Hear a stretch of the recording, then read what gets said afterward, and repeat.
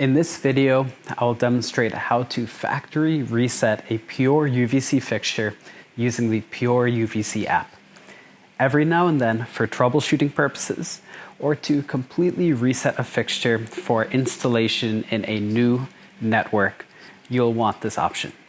To do so, click on Devices at the bottom of the screen, click on the plus sign at the top right of the screen, and then click on the little medical box at the top right of the screen. Now, all of the fixtures in Bluetooth range will appear. You can click on the fixture you would like to reset.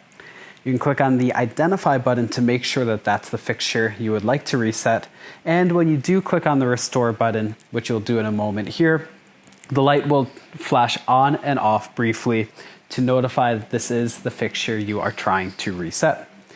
Make sure to do so that you have access to the power for the fixture. This may be an outlet for a plug and play. This may be the circuit breaker. This may be the disconnect locally to the fixture.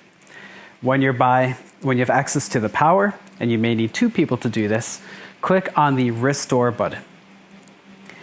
It'll connect to the fixture, and then provide this notification, repower on again. Cut the power,